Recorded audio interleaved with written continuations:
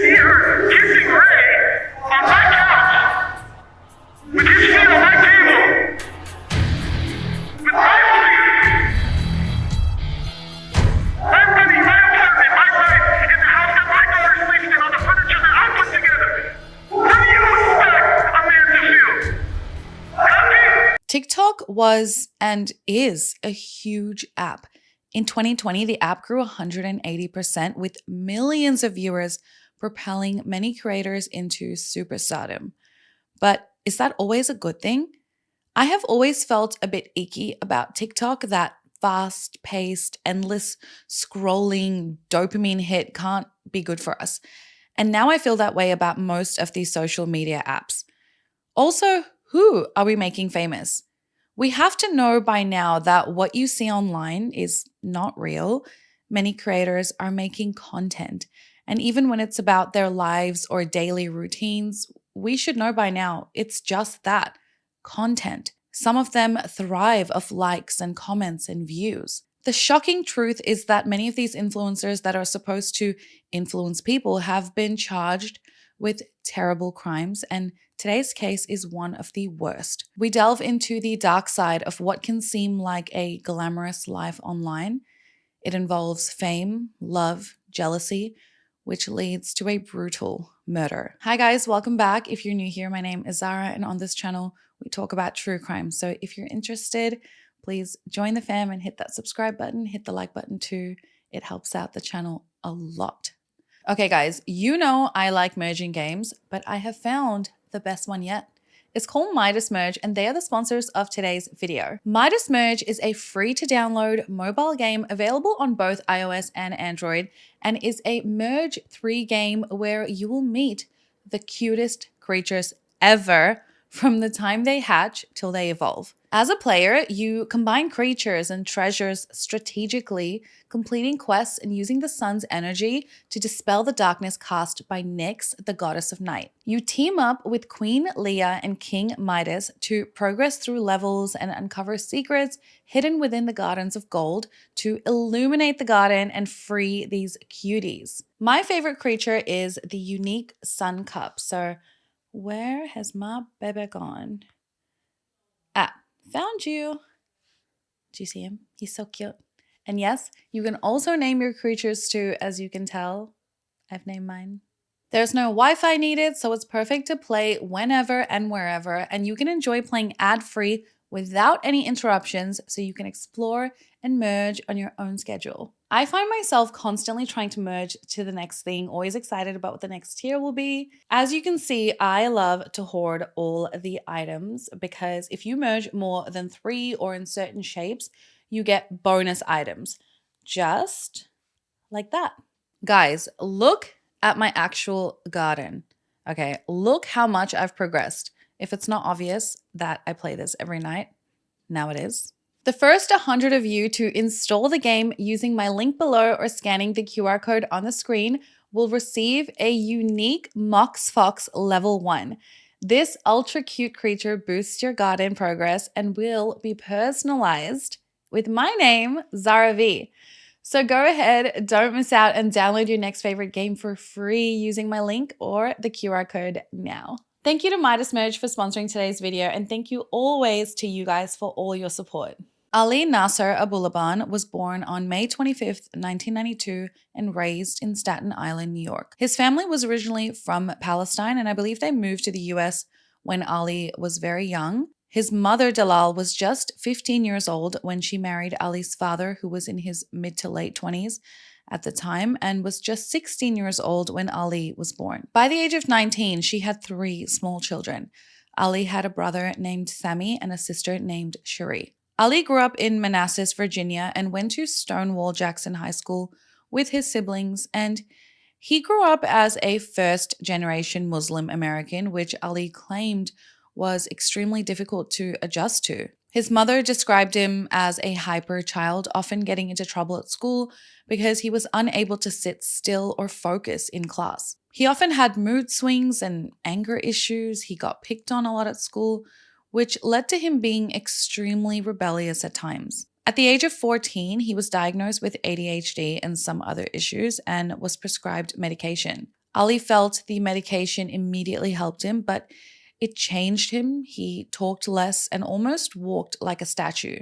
So his father threw out his medication prescribed and was left untreated, possibly due to his father's stance against it. He then transferred to New Direction's alternative school. Ali's father was physically and verbally abusive towards his family. He would get angry very quickly and then take out his anger on his wife Dalal, and it didn't matter if the kids were present or not. His parents would often fight and chase each other around the house, and Ali, being the eldest, had both his brother and sister in his arms, and they would just be crying and watching these violent outbursts, and that's a really sad situation for any child to be in. Ali also got into physical altercations with his own father. He would be hit with vacuum cables, shoes, wires.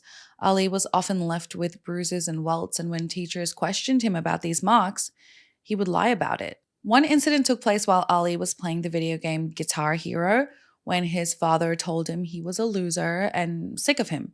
He then grabbed the guitar console and smashed it over Ali's head, breaking the console. Ali always liked to make people laugh, was always the jokester, and thrived on that attention, possibly to detract from the abuse that he was facing at home. Ali was the class clown, and when he could make people laugh, he felt like he had some value.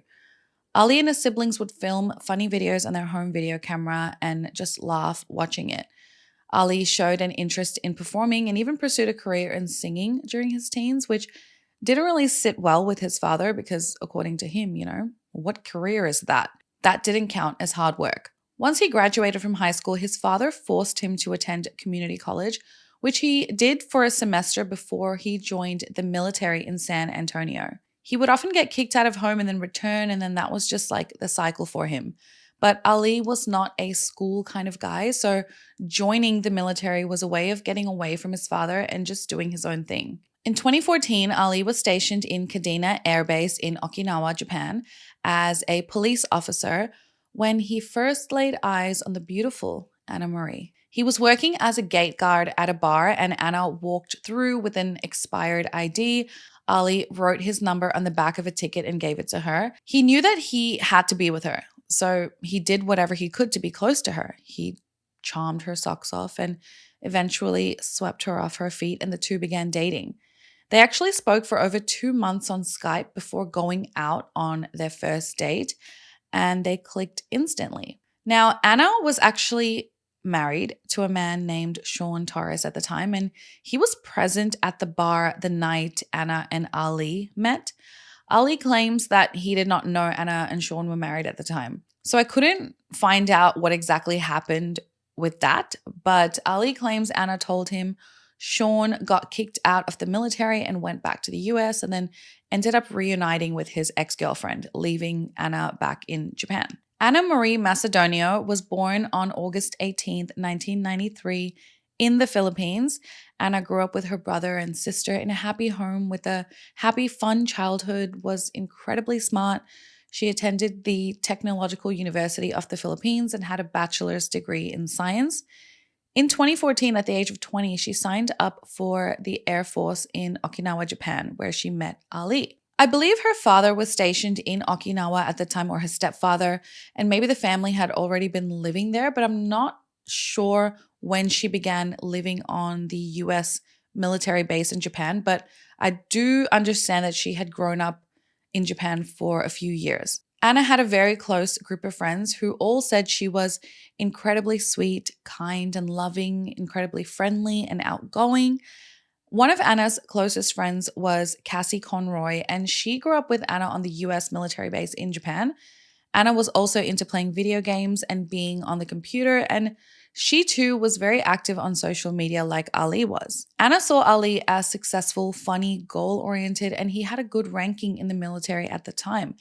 Their relationship was filled with laughter and love at the beginning. The couple had this whirlwind romance and they were happy with their little life in Japan. However, soon after, they realized that Japan had no future for them and they would move to Ali's hometown of Manassas in Virginia.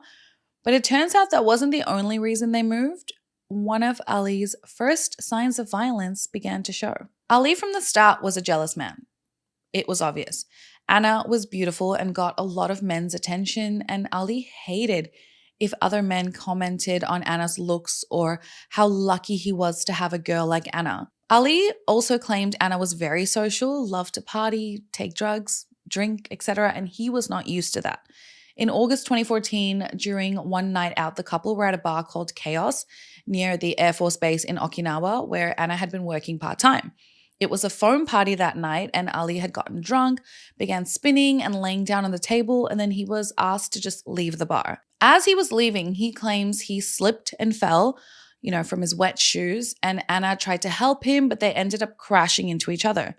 People thought he was hurting Anna, so a large fight erupted with 7 men beating on Ali. However, witnesses at the scene claimed he did hit Anna intentionally. He punched her in the face.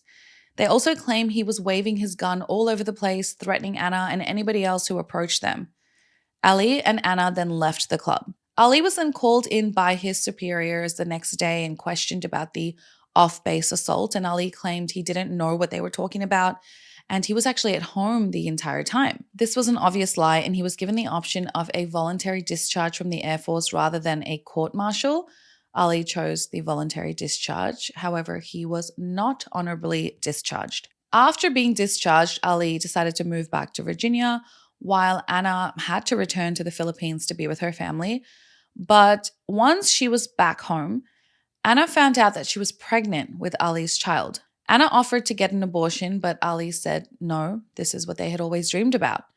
The couple then decided to reunite and applied for a marriage visa for Anna to move to the US. I believe at this point, Ali also moved to the Philippines for a few months while Anna went through her pregnancy, and then he would return to Virginia to continue working and making money. While waiting for the visa application to be approved, Anna gave birth to their daughter, Amira, and Ali was able to be there for the birth. It was around this time, allegedly, that Ali found out about Anna's previous marriage to Sean.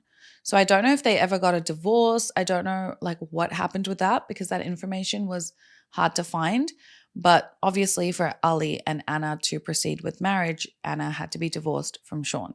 In 2017, Anna and Amira moved to Bristow, Virginia, to be with Ali and lived with his family in their home. On January 27th, 2017, surrounded by some of Ali's friends and family, Ali and Anna wed in a courthouse ceremony. Ali's cousin Louis said they were like a match made in heaven. Ali and Anna both got a job in the same company. Ali worked in the IT department, and they just felt, everything was just going well. It was all going according to their plans. However, like I said before, Anna had a heap of friends, and some of her friendships went back to early childhood, like her friendship with Cassie. A lot of her friends didn't like Ali when they first met him, but it was hard to pinpoint exactly what they didn't like about him. Ali was an attention seeker. He always had to be, the main character with Anna, like his prize by his side.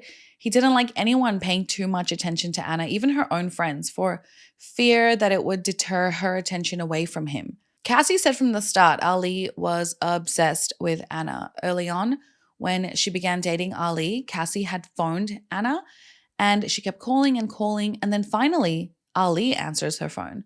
She found this incredibly strange. Well, first, because they had just begun dating, and secondly, why is Ali answering Anna's phone? Maybe she was in the shower, maybe she was doing something, but when he answered, he was pretty rude to Cassie and said, do you mind, Cassie? And it's weird because Cassie was like, I'm actually calling Anna's phone. I didn't expect you to pick up. Ali and Anna were almost equally active on social media. The pair both had a desire to become influencers, and they were really successful at it. Ali was a natural-born comedian and soon joined the app TikTok under the name JinnKid. I believe he also started his Instagram around that time too, because when I scrolled back and his oldest video was posted in 2018. So he began posting comedy skits of impressions based on characters from movies, with his most popular being Tony Montana from Scarface and John Wick. Every dog has his day. Funny you would say that. I'm looking for the man who killed my dog. A dog? What kind of dog? A beagle.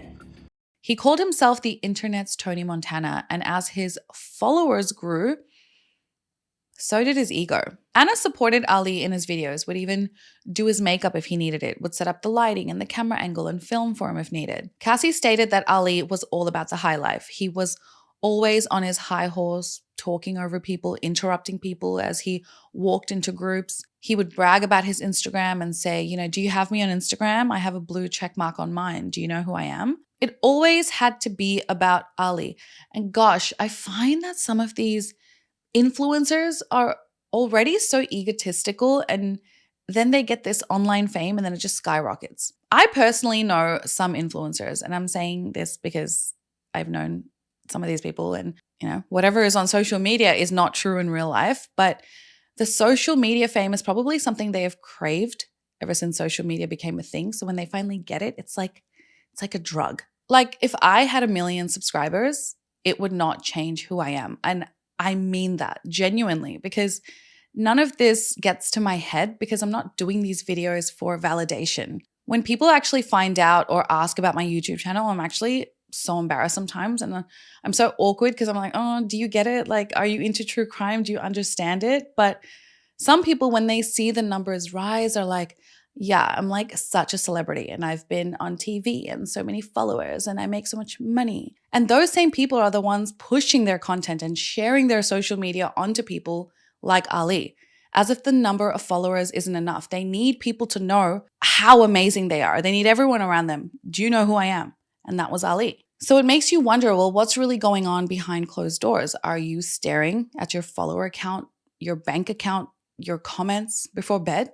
Is that what makes you sleep well at night? What about your kids, your family? Is that just another tick off the bucket list to show people how amazing your life is? Sometimes it seems like the people who get the clout are the people who are toxic, and the ones that truly work hard and have a true passion or who genuinely want to make a change are just put to the side. But I always said I never want fame, and because I say it, I think I will never get it, because there's no way you get those things in life without getting other things that come along with it. Sometimes those things are very dark. For example, Ali loved guns, and yes, while he could get access to guns in the states that allow it, Ali's fame in particular gave him the sense that he had the right to do what he wanted with his gun.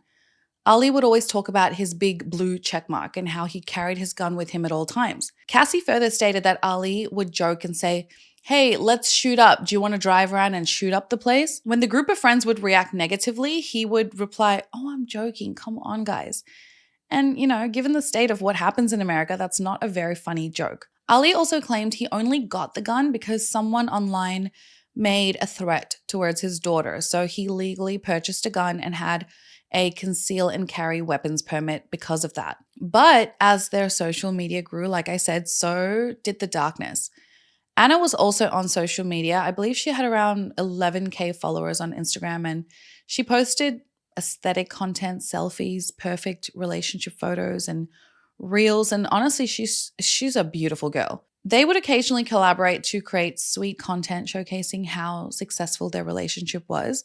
Ali and Anna, together with their daughter Amira, were the perfect family unit. At least it looked that way online. While Ali was not a superstar yet, he hit TikTok at the perfect time. The beginning of COVID, when all these influencers came to be, the success he had achieved in such a short span of time convinced him that he was meant to be something. He wanted to be an actor one day in the same movies he was doing sketches from. Another dark side of fame is the attention one gets from it. Well, yeah, that's a good thing, right? But is it? Ali's fame and popularity led to a lot of attention from women.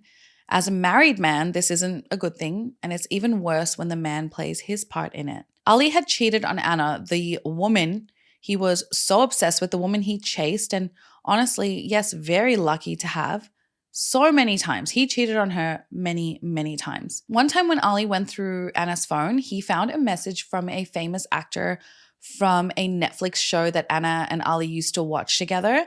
He became furious and accused Anna of sending nudes to this man. However, Ali himself received a lot of nudes from multiple women on Instagram, and he actually saved all of these nude photos in a fake app on his phone. So typical, right? Always accuse your partner of what you're actually doing. But Anna found the app one night while he was sleeping, and he claims he woke up to Anna just punching him. As you can imagine, this caused significant problems in their relationship. Along with the cheating came the constant comments and DMs that would not have been easy for Anna to deal with. Their relationship began to turn toxic, with the couple's partying and alleged drug use only making things much worse. Ali and Anna would get into many arguments and fights, some of them being very serious and escalating into physical altercations and incidents of domestic abuse. The couple in reality were very different.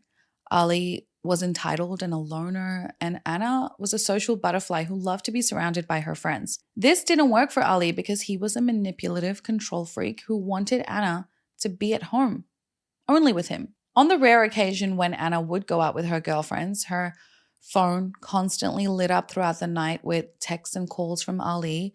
He wanted to keep track of her every move, where she was, who she was talking to, and if any guys approached her. Anna's friends knew things were not good with them, but again, they wanted to tread lightly so as to not push her closer to him. Ali was truly this narcissistic man who may have believed he was entitled to behave however he liked, that Anna was his property and needed to abide by his rules and needs. This is supported by the fact that he recorded much of his abuse towards Anna, and we will get into that soon. Before growing his huge following on TikTok, Instagram, and YouTube, Ali was working as a senior IT network engineer for the federal government, but to Ali, it was clear that comedy was more his thing. Due to his growing popularity, more brand deals and money came in. Ali wanted to be a star, and one thing was holding him back. He wasn't close to Hollywood. Now, Ali would later claim that it was actually Anna who wanted to move to California, that she had put a lot of pressure on him to rush into moving there. He claims that Anna had taken a solo trip to San Diego to spend time with her friends, and when she returned, she was adamant they move there. When he visited San Diego with Anna, he said they partied every night with her friends and they did drugs, including cocaine and Special K, which is ketamine. He said since he wasn't used to drugs, the effects of cocaine were freeing. He liked it. He was anxiety-free, confident, and he would just talk to anyone. In August 2020, they took another trip to San Diego where Ali met a guy called Rayburn Barron. And Ray immediately made comments about Anna to Ali. Then at a joint birthday party for Anna, Ray again asked Ali if Anna had a sister and told Ali, hey man, don't mess it up with her or you might lose her. Ali claims he tried to become Ray's friend, he offered him a drink, etc., but claims Ray was not interested in being friends with Ali. He had his eyes on someone else. Ali was hesitant to move to San Diego immediately because his daughter Amira was close to his family and his brother Sammy had been struggling with mental health issues, which led to him being jailed. So Sammy was arrested in Virginia and charged with 3 felony counts of shooting maliciously at an occupied vehicle, 3 felony counts of using a firearm in the commission of a felony, and 1 felony count of larceny of a firearm. And then he was also placed in a psychiatric hospital. So what happened was he allegedly stole a gun from a shooting range that he regularly went to. And then he went to this major highway and started shooting at random cars from his own car. He then called 911 to report a shooting, after which he was then arrested and confessed to being the shooter and told police, he wanted to spend the rest of his life in jail and he wanted to kill people. Ali claims he wanted to stay in Virginia a little longer, let Amira be with his family a little longer, and help Sammy out with his mental health. He claims Anna then said, "Take me to San Diego or I'm divorcing you." Ali claims he was caught in the middle of pleasing his wife or being there for his family, but we all know that most likely was not true. Ali wanted the fame and the life that went along with it. So in February of 2021, Anna, Ali, and Amira moved into a luxury high-rise apartment in the heart of San Diego called the Spire San Diego complex. I googled the rent and it says it can be anywhere from $2,000 to $8,000 a month. Ali began working as a network engineer at the Naval Air Station North Island in Coronado. Once in San Diego, Ali didn't like Anna's newfound independence, her supportive friends, or her growing status as a content creator herself. He turned to drugs and alcohol to cope. He would film his skits of Tony Montana from Scarface, in which he went full method acting and filmed himself actually doing drugs. It wasn't a bit. They posted a lot of happy photos and videos in this apartment, and they seemed to be on top of the world. Ana was flourishing in San Diego. She had all her friends, a husband that was making good money. She had a beautiful daughter. She loved the life she was living on the surface. However, things were also unraveling in Ali's life at the time. Things were also unraveling in Ali's family. His mother had been cheating on his father and wanted a divorce. His brother was having these mental health issues. And on top of that, his grandmother died, which he claims contributed to everything just spiraling out of control for him. His mom visited him in San Diego, which led to his father following her there. An altercation took place where Ali ended up pushing or punching his mom. She was having an affair, and that was absolutely disgusting to him. How could she, you know? Ali's drug use escalated and they partied more, and he went from using cocaine on the weekends to every day. He claimed that although he liked the way cocaine made him feel, after he got to a certain point, he got pretty paranoid. He couldn't sleep or eat normally, and he couldn't work as a result. He was granted a short-term disability leave from his job, but he didn't let them know, obviously, it was due to his cocaine use because he didn't want to lose his top secret security clearance. Around this time, Ana began to change toward him. He said their relationship began to consist of petty fights and low blows. Sex was a huge part of their relationship, and he realized that Ana would no longer be sexual with him as frequently, and her behavior toward him began to change. There were many physical altercations, including one time during a fight, he was on cocaine and he pinned Ana down and punched her 3 times in the face. After this, through his dad's advice, Ali began undergoing neurofeedback therapy that was supposed to help with anxiety, depression, ADHD, and bipolar disorders. But Ali claimed Ana was not supportive in this, that he was trying to get help. But Ana claimed he was mentally ill, like his brother.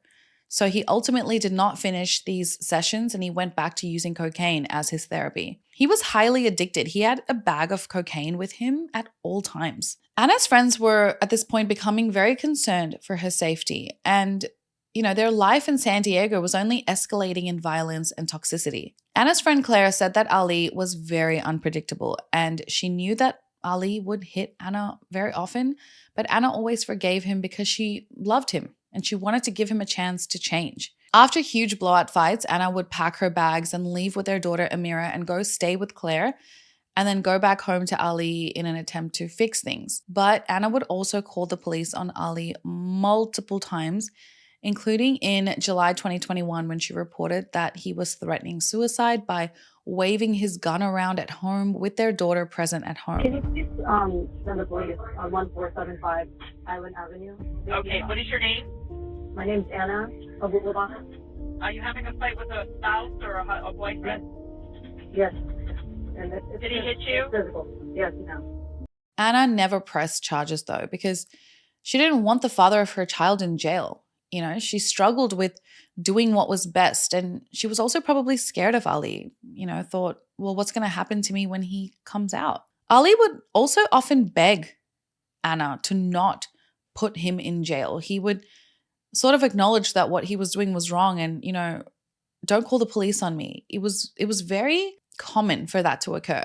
Ali would apologize to Ana, acknowledge that he was an abusive piece of shit. He would write notes to himself in his phone, talking to himself, saying, why do you beat your wife? She's wonderful and sweet. Why are you so abusive? Hey, Ana. Just want to say good morning. Good morning to Amira. I just figured instead of texting you, I'll send you a video. My intention here is to just let you know I get it. And I'm so sorry. I really am so sorry for what I'm putting you through. How stupid. What happened to me? It was the drugs? Was it my insecurities? But he clearly was like a few different people at times. Ali hated Ana going out or having any independence. He hated that she could just go live with one of her friends if she needed. He told her she was ugly. He controlled where she went, what she wore, who she could be around. He also began recording everything at this point on his phone, even his fights with Ana. He would even be on live with his followers on TikTok and abuse Ana. some of his followers would support him. It was just so strange. Goodbye to your little citizenship there, Miss Filipino. This lured me to San Diego for what? So she could be a hoe with all her friends? Stop lying to them, Ollie. No, it's the truth. Yeah, you got friends now. Now you don't have a husband. Okay. Friends had seen Anna multiple times with bruises and cuts on her face. And in early September 2021, Anna and Ali were out at dinner when they got into a fight. And Ali grabbed her purse and punched Anna on her left cheek while Amira wasn't present in the back of the car. Like, it seemed like he didn't even bother hiding his abuse. Like, he really didn't see anything wrong with it. Anna and Ali were close to his mom, Dalal, and Anna would sometimes seek, Dalal out for help. But even his mom was frustrated because she was like, you either need to leave him or fix things. You can't keep forgiving him and giving him a chance. And maybe it was frustrating for his mom to keep hearing it, especially, like it would not have been easy for her knowing her son was exactly like his father, the same father his mom was now divorcing. In early September 2021, the two of them got into another argument about attending a friend's birthday party at the Marriott Hotel. I believe Ali was initially invited, but then he was uninvited due to his behavior. And due to this, he expected Anna to not go out to her friend's birthday party as well. He was uninvited, so you shouldn't be going either. But Anna wanted to go. Ali already did not like Anna's friends. He blamed, them for her being out too much, for partying, for having someone else to run to. Give me my phone back. Ollie, give me my phone back. Marriott Marquise, that's the place she had the birthday. Yeah. Oh, so you're going? I'm not going. Luke's gonna be there. I told you we're going to a hotel. Yeah, Luke this is not the after there. party, and Luke you're is going. not there. Yeah? Why do you think I can bring a kid? Yeah? If nobody's there but girls, you stupid. In reference to him recording their interactions and their arguments, he said he did so because he didn't want any he said, she said. So during this fight, Anna then said to Ali, you can have custody of your kid, referring to Amira.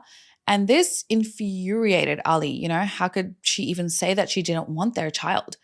Then I believe Anna actually went to this party with Amira at the Marriott, and then Ali went to the Marriott, ended up causing this altercation at the reception desk, and then he asked the police to come to the hotel and conduct a welfare check on his child at the party. All of this is so toxic, and I don't know how people are in relationships like this, especially with a child, because it's just so chaotic. It must be so hard. On September 8th, 2021, Ali went live on TikTok to his nearly 1 million followers. Ali has claimed that on this day, both Ali and Anna took cocaine. Now, their daughter was at home, so I just find it crazy to think that parents would take cocaine just while at home with their daughter. So I don't know if Anna taking the drug is actually true. These are Ali's claims. But during the live, Anna is off camera, but Ali keeps trying to pull her on camera.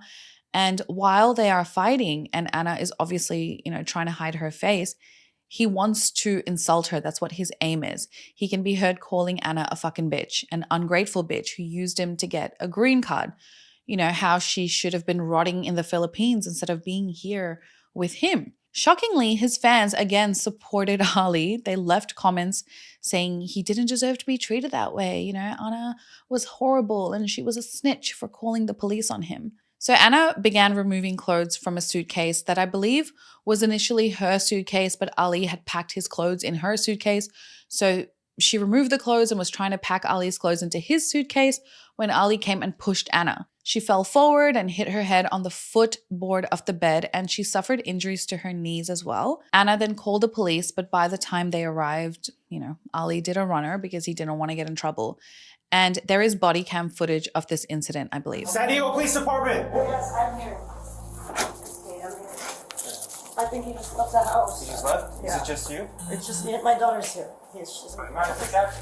Yeah. Yes, please. So what was the fight about? You're on your knees right here, fixing the suitcase, Yeah. removing Yeah. stuff, Yeah. and then he puts you over there. And then can you show me where your body part contacted that? It's Which like one? right here, like my head. It's right Okay. here. Anna and Amira once again left the apartment and stayed with Claire. On September 15th, 2021, Ali was in the elevator in his apartment building and he met a 19-year-old woman who had just moved into the building. She had been crying, fighting with her ex-boyfriend, and her brother had just died, so she was pretty upset and emotional. Ali consoled her, told her she was pretty, and invited her over. They had wine, and long story short, they did some cocaine, alcohol, and then they were intimate. The woman later claimed Ali was so into himself, showing her his TikTok videos and wouldn't stop talking about his wife. He would make comparisons between the woman and his wife since they were both Filipino. She then saw hangers on the ground in the closet, and Ali told her his wife walked out on him the day before, but she felt really gross about that, so she eventually just took a shower in his apartment and then left. And I believe there was one weird discussion, I guess, because when she was taking a shower, she asked for some body wash, and Ali gave her Anna's body wash, which people were trying to be like, oh, did you want her to smell like Anna? But then Ali was claiming, no, I was just giving her the female body wash. So it was just a little interesting tidbit.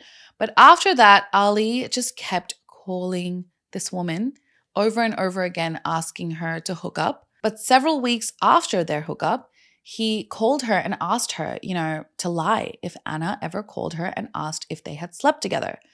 The woman was afraid of Ali because he sounded so aggressive and he obviously knew where she lived, so she kind of just agreed. But Anna did find out about the woman through Instagram, and Ali denied cheating on her. But then eventually he told her the truth, and then the woman told Anna the truth. And Anna was obviously very upset. And it's funny, right? He accused her constantly of sending nudes to other guys, of cheating on him, but he was allowed to cheat on her. He actually taunted Anna with this woman, saying, he fucked a woman in the building and he fucked a stripper too. He told her she was this homeless piece of shit, a cunt, and trash. He claims it was not okay to cheat. He did it because she withheld sex and he had needs. I mean, how dare a woman withhold sex from a man? I mean, it's so rude. And then he has every right to do whatever he wants after that. In October of 2021, another altercation took place, and Anna ran to the apartment across the hall and asked her neighbors to call 911.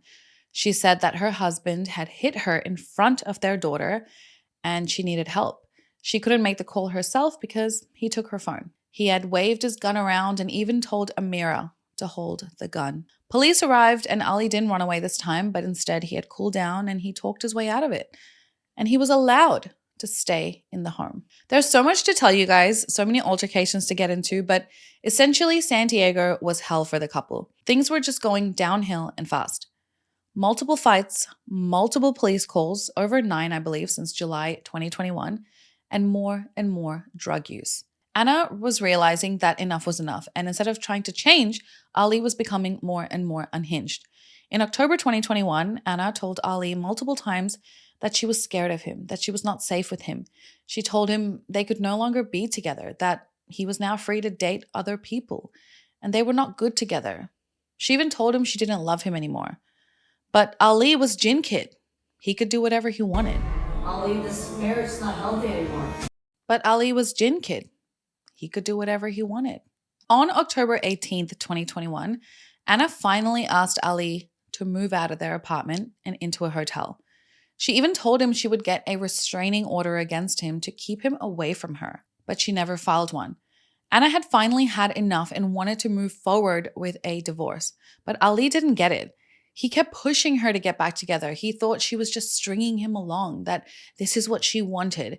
He even claimed she came home to him one night prior to him moving out of the apartment and made love to him in the middle of the night. But at the same time, he was sending her multiple text messages abusing her, telling her, she hadn't slept with him in months, and it was rough. Ali, strangely enough, seemingly accepted the divorce proposal. He moved out and stayed in a hotel about 15 minutes away.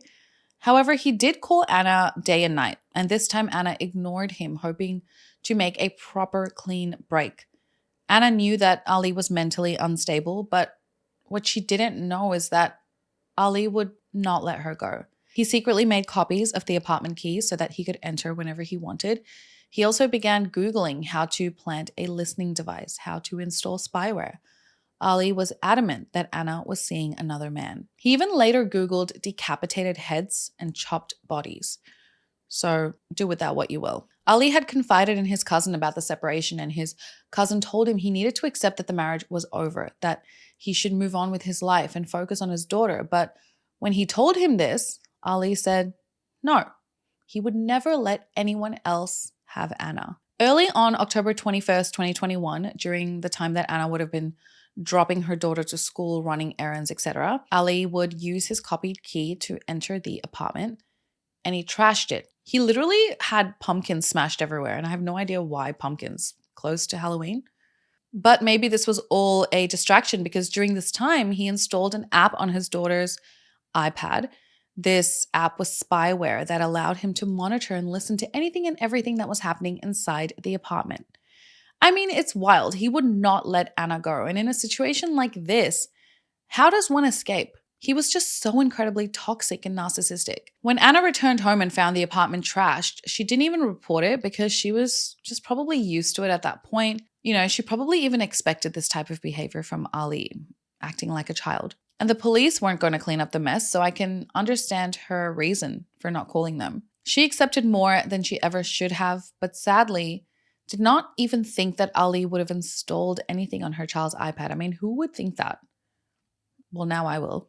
That same night, Anna asked her friend Rayburn Barron to come over for sort of protection and moral support, maybe to help her clean up the mess. This is the same Ray that Ali had tried to befriend when they moved to San Diego, but he felt Ray was more interested in Anna than a friendship with Ali. Maybe this was true, maybe it wasn't, but at this stage, Anna and Ali are separated and Anna was allowed to just talk to another man.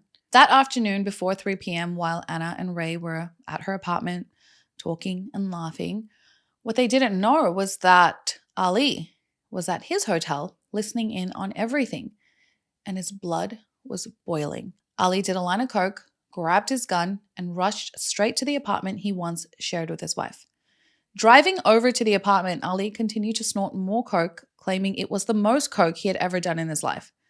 Ali barged into the apartment and found Anna and Ray sitting on the couch. Before they could even react, Ali drew his gun and opened fire. Ray turned his head into Anna's head, sort of to protect the both of them, and was shot 3 times in the head and neck. Then Anna screamed, put her hands up in the air, and begged Ali for mercy. He yelled out, "Respect," before shooting Anna once in the forehead. It's alleged that after this, Ali pushed Anna's head down into Ray's lap and placed 2 bullets on her feet. However, Ali denies this. He then took a photo of his dead wife and Ray. By the way, before Ali made it to the apartment, he turned a recording app on his phone, so the entire murder was recorded. I'm not sure why he would want this. As Ali ran out of the apartment building, he called the police at about 3:10 p.m. to report that he had found both Anna and Ray dead in the living room. He was then asked to stay at the scene, but Ali hung up the call saying that he had to go. Neighbors had heard the gunshots and saw Ali leaving the apartment, so they also made calls to 911 to report the incident that day. Yes, ma'am. My wife and another man were, I found them dead on the couch. Okay, stand by. Please help my wife. Please help her. After murdering his wife, Ali went to his daughter's school to pick her up. He then told Amira that mommy couldn't be there because he hurt mommy. He had also called his mom and told her he had killed Anna, which was recorded by his own phone. I just like to live to everyone else. I just like to live. His mom didn't even believe him and said, it's not funny. It's not funny. Don't say that. And then she looks at her phone and she gets a photo from Ali. The photo showed Anna and Ray on the couch, shot dead with blood everywhere. His mom was so shocked that she immediately deleted the photo and was trying to talk to Ali, what did you do? What happened? And obviously police were aware of this entire incident by this point, and before 4 p.m., police apprehended Ali while driving near the interchange of the 805 and 15 highways. He told authorities that he intended to leave Amira with his family. Thankfully, Amira was safe. Keep walking.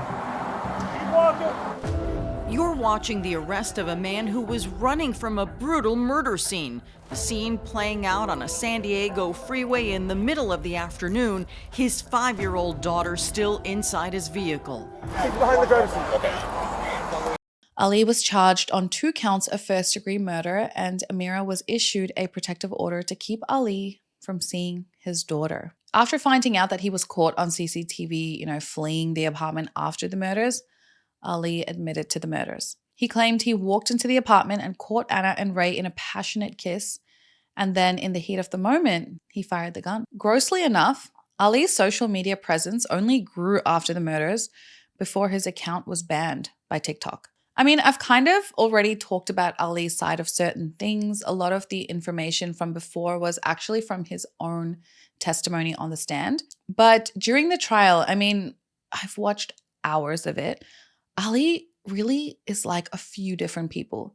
He may have been one person to Anna, one person when he was violent, one person on social media, and on the stand, he is this narcissistic victim. He acknowledges being abusive to Anna, acknowledges they had a toxic relationship. When he was asked if he ever assaulted Anna, he said, "I would never do that in public." And then he clarifies, like, no, I don't mean that's something I condone. I just mean nobody witnessed anything except his own daughter. And then when he was asked, did you ever hit Anna in front of a mirror? He was like, no, not in front of her, but she was like there, I guess. He is just being 100% honest about his actions towards Anna. He just doesn't see any problem with it. He said, Anna got into the habit of calling the cops as a means to push me away. Like I said, she got into the habit of calling the cops as a means to push me away.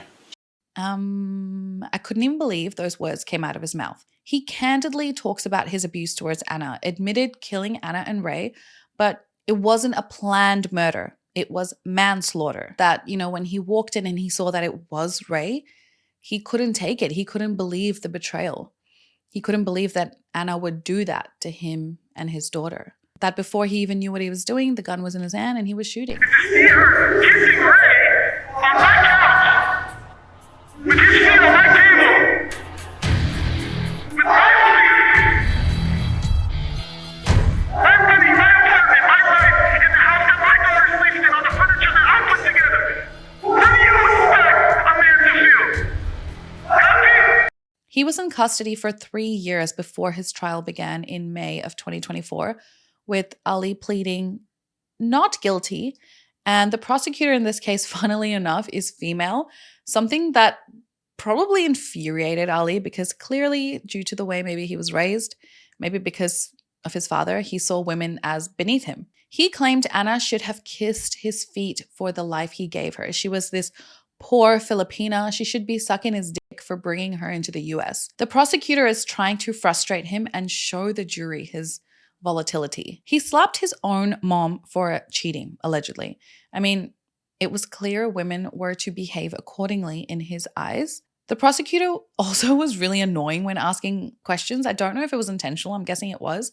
But every statement ended with, right? To turn it into a question like, you hated Anna's friends, right? And Ali was so frustrated. You could see in his eyes. He wanted to jump across the stand and just smack her. And maybe he would have, because Ali could not contain himself at times during the trial. He would lose his shit, and you could catch these glimpses into the Ali that Anna was exposed to. He would yell at witnesses, swear under his breath, cry at times, but even that was mostly in anger. The court had to take many recesses to allow time for Ali to regain his composure. This was him without the cocaine. Can you imagine how he was on it? There was no argument about who killed Ray and Anna, but the question was why? The defense wanted to paint Ali as someone who was mistreated and disrespected, by the woman he loved and supported. He blamed Anna, that she partied too much and was with other men. The defense argued that he was provoked by Anna, and this was a crime of passion by a man whose mental state was deteriorating and under the influence of cocaine. But the prosecutor painted Ali as a violent man who had abused his wife for years. That this murder was premeditated. He had Googled chopped bodies before, where to buy trash cans, how to spy on his wife. He grabbed his gun before rushing over to his apartment. Ali confidently testified on the stand, and I think this was necessary for the defense to show Ali's state of mind.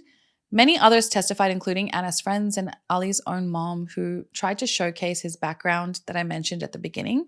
Anna's sister gave her victim impact statement, and it was incredibly upsetting. When she yelled at Ali, he yelled back saying, "I didn't mean to." What did it do to you? You didn't do anything to you. Anna Marie is not gonna go cheat if you didn't cheat first.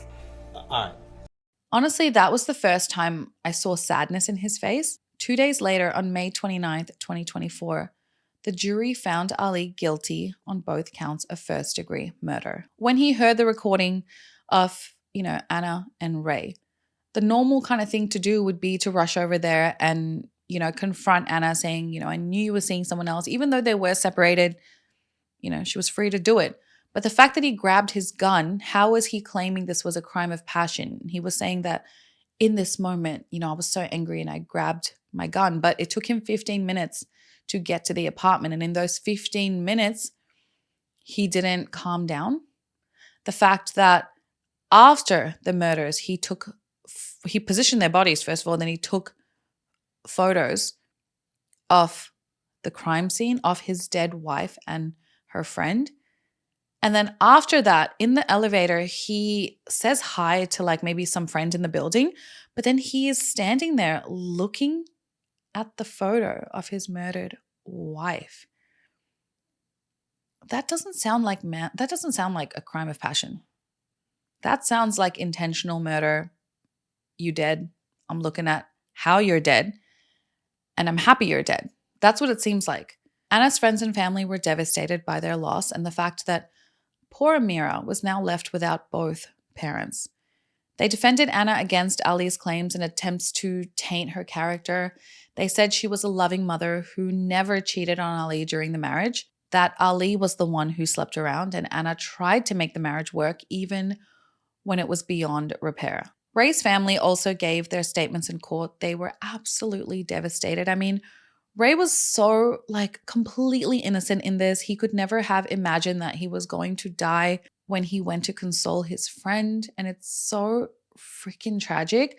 But again, online, I've seen a lot of comments. And again, this is the internet, so everyone is entitled to their opinions, even if they are horrifically insensitive. But online, a lot of people were saying, Ray knew that Anna was married. Like, what did you think was going to happen to you when you go to this girl's house whose husband is like a drugged up, raging maniac? But even if they were, having a relationship or attempting to have a relationship, he's supposed to die. You know what I mean? Like, that's so stupid. He may not have realized how violent and intense their situation was. It's funny how Ali constantly said that he didn't know the status of their relationship. So Anna telling him, leave me alone. I'm done. I'm scared of you. Go see other people. I don't love you was not clear enough. These words are very confusing to a narcissist who can't actually hear what you're saying. I mean, he slapped his own mom, so why would he have any remorse in killing his wife? Ali's fame put him on a pedestal so high that he truly, deeply believed that he could not be held liable for his actions. JinnKid can get away with anything. He can do whatever he wants.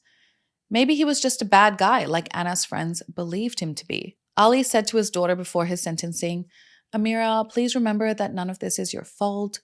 And I understand the cliche of saying this to a kid, but why would this ever be a 5-year-old's fault? He said he believed everyone could change and he wanted a life with his daughter. I am so incredibly sorry to each and every one of you who have been affected by this. I cannot imagine the pain that I've caused your families. Amira, when you're old enough to see this, please don't blame yourself. None of this is your fault. Your mom loved you so much, and I love you so much. But he should have thought of that before killing her mother and an innocent man. Ali was sentenced to 50 years to life in prison, plus 2 terms of life without the possibility of parole. Judge Fraser said the bottom line here is he will die in prison. He will never be a free man. He will take his last breath there.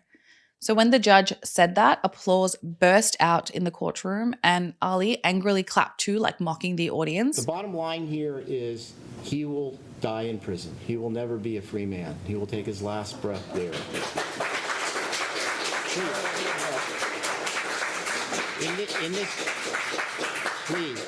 Please. This case made me sick because I have known men like Ali. I could feel his anger. I related to it. I could understand what Anna went through. I have seen and helped women like her. This case leaves us with a dark reminder of the potential dangers lurking behind the glitz and glamour of social media fame, how these platforms can give a narcissistic person even more power and control. That's why you guys, please never worship people online. I understand you can look up to them or be inspired by them, but we truly never know what goes on behind the scenes.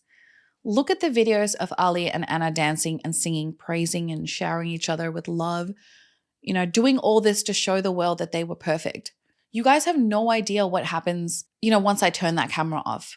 Not saying that anything is happening, but you know what I mean?